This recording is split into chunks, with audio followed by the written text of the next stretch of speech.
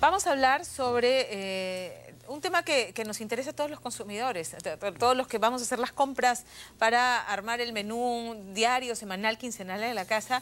De qué manera hacemos esas elecciones y qué tanto leemos las etiquetas. ¿Y por qué digo esto? Porque en la Comisión de Defensa del Consumidor hubo un arduo debate en torno a si incluir los octógonos informativos que solicitaba el Ministerio de Salud, en el que simplemente se señalaba si un producto era alto en azúcares, alto en grasas trans o alto en sodio, en sal, muy visible, un octógono grande, o si permanecía la propuesta de las empresas productoras y otros especialistas, que eran los semáforos con determinadas cifras y porcentajes. Información nutricional que usted debía leer e interpretar. Al final se descartaron los octógonos y se quedó con el semáforo, que ahora resume información que sí dice alto en grasa, alto en azúcar, pero otra cantidad de información que está toda subsumida también en el mismo formato de octógonos, pero en un semáforo con más información. Y ha habido una polémica porque hay quienes creemos que los octógonos eran muy fáciles de leer, muy directos. Uno levantaba el producto, veía el octógono y rápidamente sabía si era alto en alguno de estos productos, en alguno de estos componentes que pueden ser a la larga nocivos para nuestra salud. Sin embargo, esta tarde nos acompaña José Ignacio Beteta, presidente de la ONG Contribuyentes por el Respeto, que ha hecho un estudio en los consumidores peruanos y que señalan que es mucho más efectivo y los consumidores peruanos están más alertas con el llamado semáforo nutricional. ¿Cómo estás? Buenas tardes. Hola, Juan Carlos, ¿cómo están? Buenas tardes. Bueno, sí, es un tema polémico. Es polémico. Sí. Tema polémico en el Día del Niño, además. Bueno hablar de eso porque esa es una ley que es ley de la alimentación saludable para niños y adolescentes. Hay que partir del punto más importante, y es que todos estamos preocupados por la salud. Ha habido una polarización muy fuerte en este tema que creo que hay que bajarle el volumen y hay que empezar a limpiar el debate, ¿no? Efectivamente, el martes 14 se aprobó un dictamen y este dictamen incluía esta propuesta policromática, o sea, de varios colores, a manera de semáforo, en el empaquetado. Contrario a lo que ocurría con el manual, con el reglamento y con la ley de alimentación saludable previa, ¿no? Contribuyentes por Respeto hizo un análisis en el marco de este debate, en donde nosotros, para empezar, nos distanciamos de la industria totalmente y nos distanciamos además también de los especialistas en salud pública que defendían la ley como estaba, porque pensábamos que la ley sí requería mejoras. Y voy a empezar por otro lado, que no es el etiquetado, ¿bien?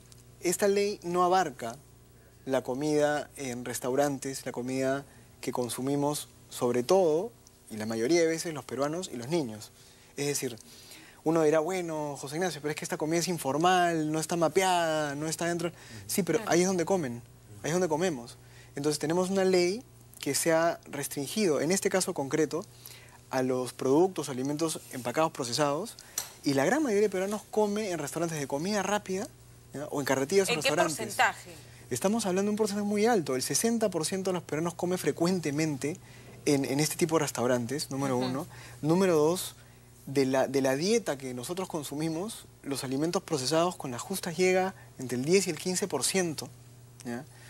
Y ciertamente son de alto impacto en la salud. Pero claro que sí, si no la obesidad infantil rampante, o sea, se debe precisamente a que los chicos consumen estos productos que están en los supermercados, las gaseosas, los productos, los bocaditos, los snacks, los yogures y todos los cereales. Eso es lo que consumen los chicos. No tengo ninguna duda de eso. La pregunta es cuál es la mejor forma de comunicarles y de informarles no solamente qué es lo malo, sino también qué es lo bueno. ¿Ya? Y acá viene el análisis que hemos hecho. Número uno, yo sí creo que debería abarcarse, y esa propuesta no está incluida acá, algún tipo de monitoreo, algún tipo de propuesta para los restaurantes de comida rápida y también para la comida en restaurantes normales. Porque acá hicimos un estudio... ¿Hay legislación a la que nos podamos remitir digamos, en la región respecto a... En la región de comida rápida de restaurantes debería haberla, no la hay. No la hay. ¿En algún país del mundo? Hay en Europa sí, ya. En Europa sí, pero de manera voluntaria en algunos lugares, que es donde se podría empezar. Ya. Te pongo un ejemplo, el lomo saltado, una hamburguesa o un pollo chihaucay, digamos, que fue un estudio que hicimos en laboratorio, superan altamente índices de sodio de grasas trans o de grasas saturadas, perdón. Entonces uno dice, bueno, esta comida, ¿quién la está evaluando? Entonces, cerrado ese tema, vamos al etiquetado. La industria no ha tomado una posición sobre esto. En junio, cuando el congresista Salaverry sale a decir que él proponía los semáforos, la Sociedad Nacional de Industrias dice que no están de acuerdo, que ellos querían quedarse con sus guías, digamos, diarias de alimentación, la GDA, que son complicadas, claro, que nadie entiende y que nadie lee, ¿sí? Luego de eso, cuando se ha empezado a dar este debate, lo que empezó a ocurrir es que la gente ha dicho, no, es que los que quieren el semáforo son de la industria. Y se ha identificado el semáforo con la industria, claro, porque la industria que no quería nada, entre el octógono rojo, más o menos grande, y el semáforo, probablemente preferiría el semáforo, digamos, ¿no? Lo defendió con uñas y dientes. Yo escuché al representante de la Sociedad Nacional de Industrias reclamar airadamente sobre el octógono, que lo que se proponía, entiendo, es un octógono negro y que decía alto en grasas trans, alto en sodio, alto en azúcar. Ahí está, ¿ve? Muy visible como es lo que ocurre en Chile. Muy visible, muy claro, muy directo. Y defendían los semáforos, que en resumen también recoge esta información, pero con una serie de números, porcentajes y gramajes que corresponden a la dieta básica de una persona, sí. ¿cierto? ¿Cuál es la posición cuál es la posición de Contribuyentes por respeto en este tema? Primero, la industria hasta ahora no se ha manifestado claramente con respecto a cuál es, y por más que lo hayan defendido incluso, cuál es su posición con respecto a los semáforos, que nosotros sí pensamos que cuando son verde, ámbar y rojo son más complicados también. Es decir, de repente no son tan complicados como una GDA, como estas tablas nutricionales, pero siguen siendo confusos. Ahora, nosotros en el análisis incluimos dos estudios, yo creo que hay uno que es el más relevante, que se hizo por especialistas en etiquetado en Estados Unidos, en dos universidades, Michigan y Kansas, sobre población norteamericana que ya está afecta a esta regulación. Ojo que nosotros todavía no entramos, entonces no sabemos cómo se va a comportar el consumidor. Todas son proyecciones o percepciones de lo que podría pasar. Esto se hizo en público que ya estaba sobre el tema, digamos. ¿Y qué ocurrió? Se utilizaron métodos muy científicos, ¿ok? Cámaras de alta resolución, ubicadas en puntos estratégicos, se prepararon empaquetados, digamos, productos para que tuvieran el etiquetado y las advertencias o las guías en posiciones que podían ser más o menos favorables. Y el estudio, que se los puedo remitir, y lo tengo acá, es un estudio, como les decía, de la Universidad de Kansas y de Michigan, donde han participado varios especialistas y doctores en temas de salud incluso, revela que las opciones de colores sí causan un mayor impacto en la persona. ¿Por qué? Porque captan más tu atención. Ese es el primer punto. Y el segundo punto, que es ya la experiencia, fíjense, del otro lado. Yo estuve en Chile la semana pasada y he conversado con bastantes personas.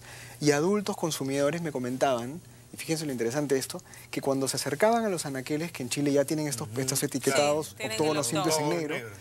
De hecho, productos peruanos que ingresan a Chile se adaptan a la legislación y ponen el octógono. Sí. ¿Sabes qué pasaba? Contaban los octógonos. Sumaban. Ah, si este tiene 4 debe ser más dañino. Si este tiene 3. Pero si te das cuenta al nivel tan básico que llegas.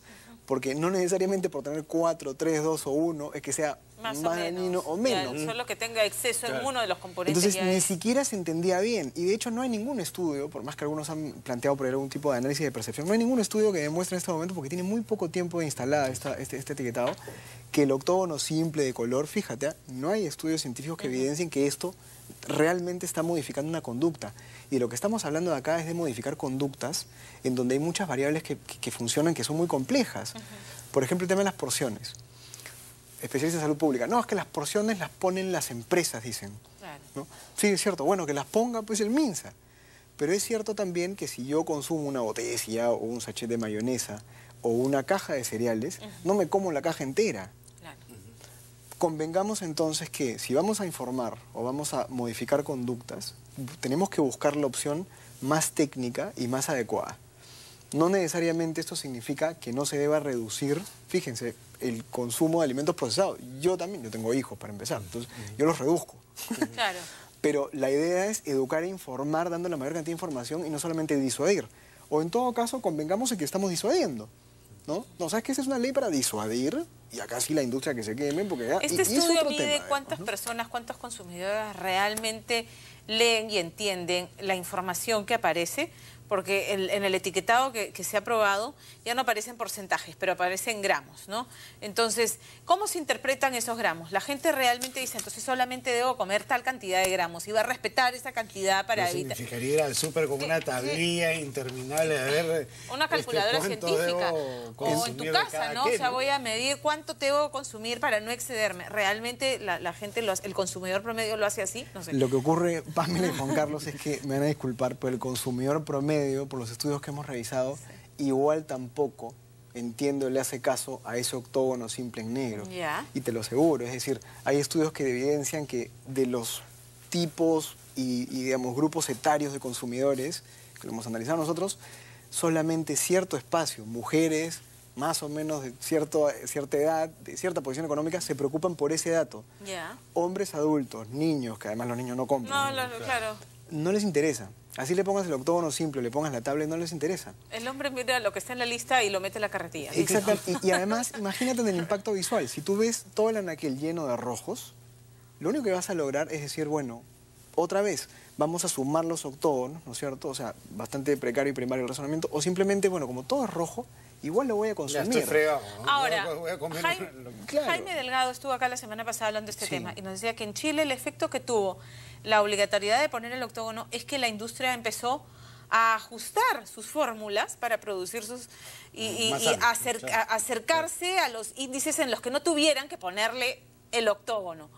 Entonces, bajar las grasas trans, bajar el azúcar, bajarle el sodio, para no tener que poner en su etiqueta el octógono. Ya, pero estamos usando ya otro argumento. Número uno, el hecho de que las empresas en Chile se hayan adaptado y hayan tenido que bajar unos niveles... Bueno, pero al final está bien.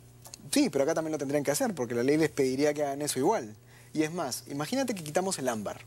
Porque no, el amarillo... la ley dispone, pero no, o sea, no, por ley nadie le puede decir al empresario, ponle esta cantidad de sal o esta cantidad de azúcar. Cada quien tiene su fórmula y los produce. Bueno, y tienes que poner tu tabla nutricional y ya dejan a discreción del consumidor leer la tabla y decir, este producto me conviene o no me conviene. Ojo, si este dictamen no implica que el reglamento número 1 salga rápido y número 2, que efectivamente las empresas tengan que adecuar, digamos, su producción, porque ojo, en Chile no es que los obliguen a adecuarlo, lo adecúan para no tener estos octógonos, que es muy distinto. Acá tendría que ser igual, es decir, el rojo igual te va a quemar, digamos, y te va a poner en una posición reputacional negativa. Igual tendrían que tratar de reducir los niveles de sodio, de sal y de grasa. Es el mismo efecto el que tendría. Ahí es un tema de plazos, de tiempos y de reglamentación, que yo espero que sea rápido. Lo que sí no puede ocurrir es que eso sea lento. Y ahí sí yo creo que se va a medir qué tanto es coherente, digamos, la propuesta de la Comisión de Consumidor, de Defensa del Consumidor, porque efectivamente 4 años después, por más errores técnicos que haya tenido la ley, que personalmente creo que sí los tenía porque no implicaba, no abarcaba la población concreta y real, tiene que salir rápido todo, ¿no? Y comparemos países, el efecto en Chile versus en Ecuador, que en Ecuador sí se optó por el tema del semáforo, ¿no? Sí, mira, en Chile, como te digo, no hay estudios todavía que demuestren que están modificando la conducta. ¿Sí? En Ecuador lo que tengo entendido, que tampoco hay estudios longitudinales muy amplios, es que efectivamente la semaforización, ¿no? todavía tampoco ha logrado un impacto fuerte en la disminución, digamos, de malnutrición, sobrepeso y obesidad. ¿Pero por qué? Porque el punto de partida es que la obesidad y el sobrepeso no se solucionan, y ahí sí tenemos que ser bastante objetivos, con un etiquetado distinto. Tú estás atacando solamente un pequeño problema del tema. Sin duda.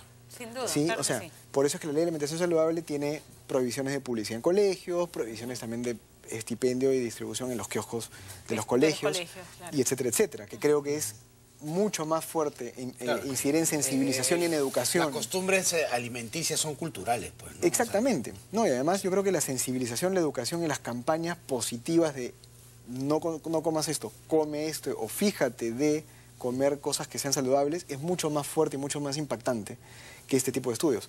Lo que sí es cierto es que en países como por ejemplo Estados Unidos o Inglaterra, el nivel de personas o la cantidad de personas que están aprendiendo a interpretar este etiquetado es más alta. Y acá volvemos al punto inicial. El consumidor peruano tiene que ser más inteligente sí o sí. ¿sí? Claro, tiene que educarse en leer etiquetas. Claro, entonces el argumento pues también a veces algunos doctores es, no, pongámosle el más simple, el más sencillo porque ya está, eso es lo que va a impactar. En niños de repente sí, pero un estudio en niños en Uruguay con 300 niños tampoco es tan válido. Tiene que ser en adultos y, repito, si vamos a disuadir y asustar, está perfecto. Pero si vamos a tratar de modificar una conducta, busquemos la opción que sea realmente la más educativa para el consumidor. El semáforo, tal como se ha aprobado, ¿dónde va a ir? ¿En qué parte? ¿En la parte trasera junto con la información nutricional? No, en la parte delantera. En la parte de adelante. En la parte delantera. Ajá. Y que efectivamente, como te comentaba, este semáforo, a nuestro entender, uno podría dudar del amarillo, del ámbar, que es lo que les iba a comentar, ¿no? Acá cuando uno llega a la calle, pues ve el semáforo, hay gente que se pasa y hay gente que para en el ámbar. Entonces el ámbar es un poco, por lo menos, y esta es una iniciativa que además tuvo un especialista en la oficina, digamos, en contexto perpetuo, el rojo y el verde, fíjate. Solo dos, claro. Sí. O es bueno o es malo. Claro, ¿no? O está arriba o está abajo. Y entonces va a motivar que el empresariado y que la industria diga yo quiero tener más verdes y quiero tener menos rojos. ¿No? Pero si dejas el rojo es como decir, bueno, esto de acá es malo. Ok, 60% de los productos van a estar en aquel, en rojo, con algunos más, otros menos. El consumidor lo que va a hacer igual va a consumir, como ocurren, digamos, con otros productos que son igual dañinos o menos dañinos, igual los consumes. ¿No? Entonces, de repente se lo pensará y lo disminuirá el consumo de esos productos. Sí. O sea, la idea es que... Definitivamente. Que entonces, lo haga con menos regularidad.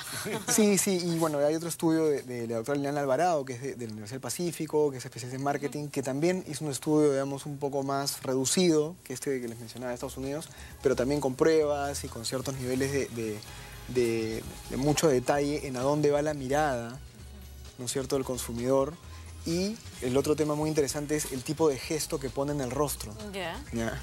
Y era muy interesante porque el consumidor que ve los colores, los varios colores, o sea, la opción de varios colores, como se confunde, entre comillas, más, no necesariamente, pero al ver como que le da un poco más de rabia. Fíjate, se molesta más. Con el semáforo. Sí, número uno.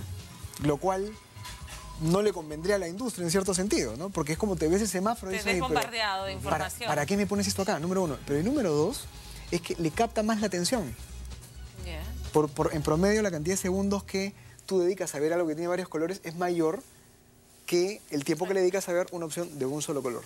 Entonces tenemos un estudio nacional y un estudio internacional que, les voy a ser honestos, no existen, y por más que han habido, sí, que esta es parece que se ha polarizado tanto esto que al final, si uno promueve que hayan mejoras en la ley, rápidamente te ponen en el mundo de, ok, esta es la industria que se defiende. Y a mí me parece que la industria igual no se va a poder defender mucho tiempo porque va a tener que adaptarse y va a tener que bajar los niveles de sodio, sal y grasa de azúcar, sí o sí. Bueno, como pasó en Chile entonces. Sí, sea cual sea la opción, lo van a tener que hacer porque es una tendencia que cada vez es más fuerte a comer más saludable, ¿no? Muchísimas gracias. Muchas gracias. Gracias por estar con nosotros esta tarde. Gracias. Cambiamos de tema.